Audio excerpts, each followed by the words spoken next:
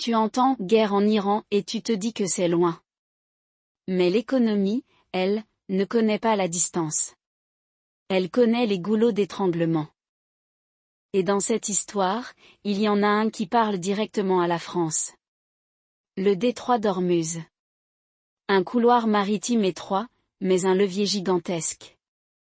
Parce qu'une part énorme du pétrole mondial y transite. Et quand ce couloir devient dangereux, le prix n'augmente pas plus tard. Il augmente tout de suite, parce que le marché paie le risque avant même la pénurie.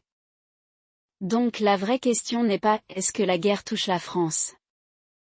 La vraie question, c'est « par quel tuyau la guerre devient un prix, ici, chez nous ?» Je te promets 3 preuves simples. Un chiffre qui te montre pourquoi la France est exposée même sans être sur le front.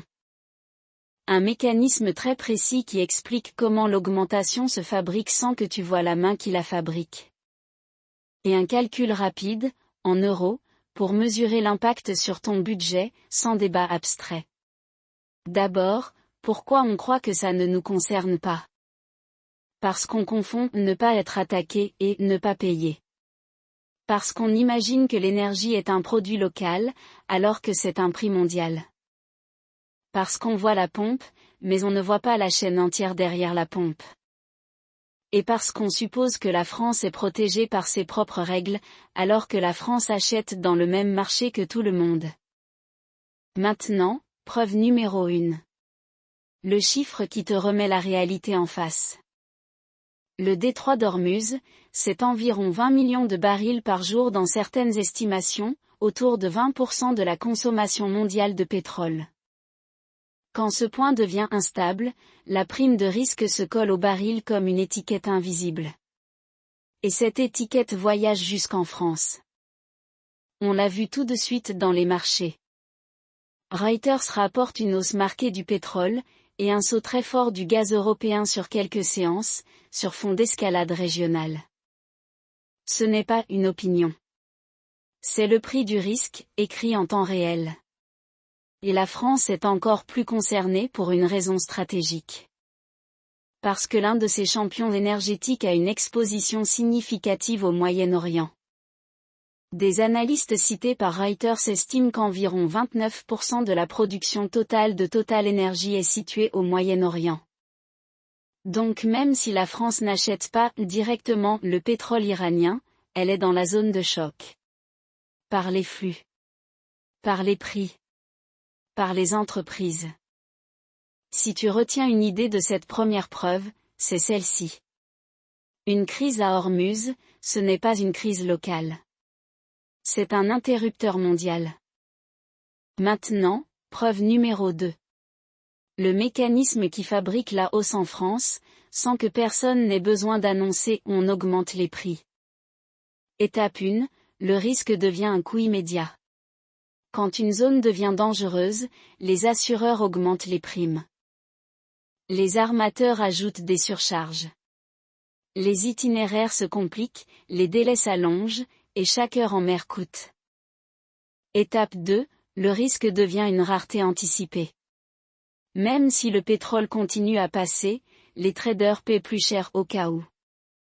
Parce que le marché est un concours de peur rationnelle. Tu paies pour être servi avant les autres.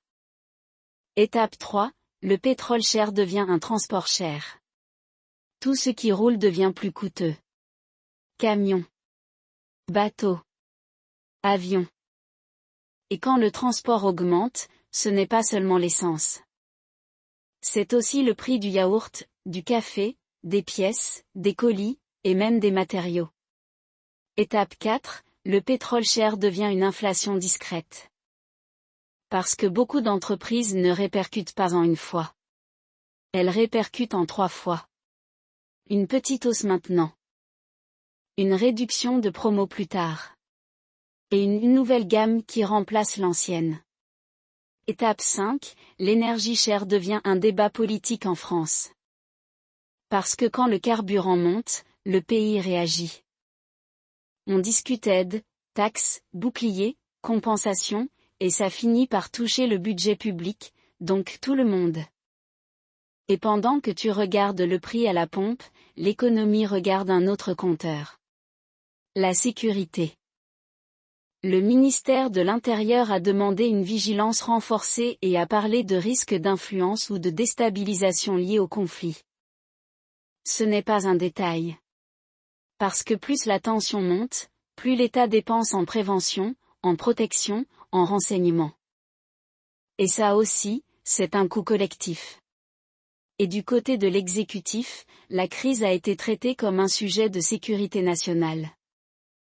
Le président a convoqué un conseil de défense et de sécurité nationale sur la situation en Iran et au Moyen-Orient.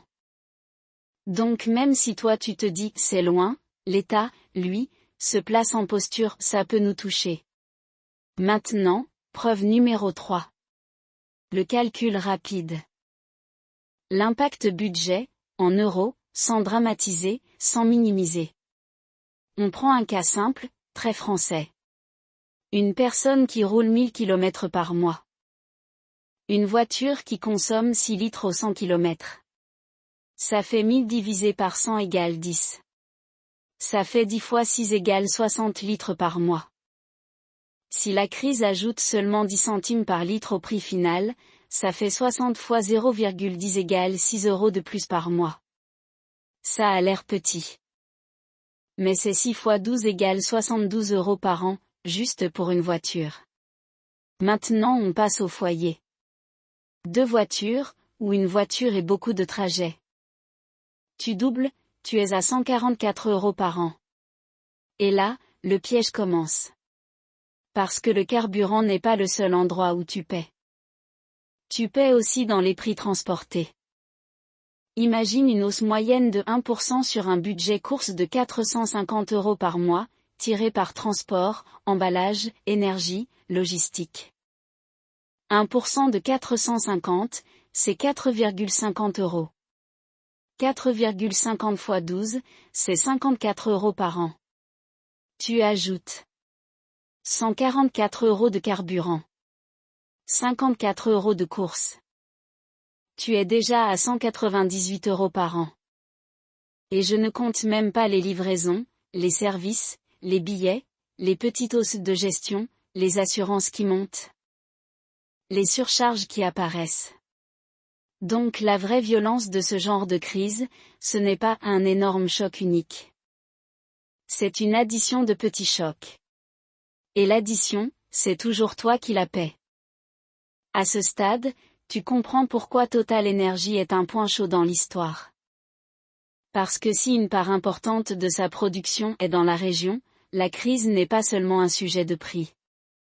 C'est aussi un sujet de continuité d'activité, de risques opérationnels, et d'exposition financière. Et quand un grand acteur est exposé, tout l'écosystème suit. Sous-traitants. Marché. Investissement. Confiance. Maintenant, on fait le plan d'action. 3 gestes concrets, pas des leçons. Premier geste. Tu arrêtes de te concentrer sur le prix du jour, et tu surveilles la tendance. Parce que l'énergie bouge par vague, pas par point. Et si tu vois une hausse qui dure, tu adaptes avant d'être obligé. Deuxième geste. Tu protèges ton budget carburant avec une règle simple. Tu fixes une enveloppe mensuelle. Et dès que le prix monte, tu compenses par des kilomètres, pas par la carte bleue. Un trajet mutualisé. Une journée télétravail si possible. Un déplacement regroupé plutôt que 3 allers-retours. Troisième geste. Tu coupes l'inflation invisible dans les dépenses transportées. Tu compares le prix au kilo.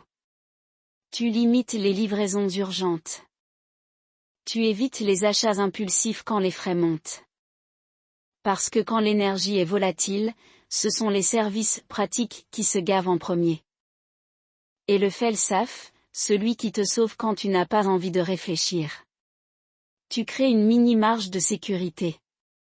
10 € par semaine mis de côté. C'est 40 € par mois. 480 € par an. Ça absorbe les 200 € d'addition qu'on vient de calculer, sans stress. Donc oui. La guerre en Iran peut avoir des conséquences pour la France. Pas parce que Paris serait au centre du conflit. Mais parce que le monde a des points de passage. Et Hormuz est un passage qui parle directement à nos prix. Et voilà la phrase qui résume tout. Ce n'est pas loin. C'est connecté. Si tu veux, on fait la suite ensemble. Dis-moi en commentaire ce que tu veux qu'on mette à l'envers la prochaine fois. L'essence. Le gaz. Les frais de service. Ou les assurances qui apparaissent quand tu es déjà fatigué de choisir.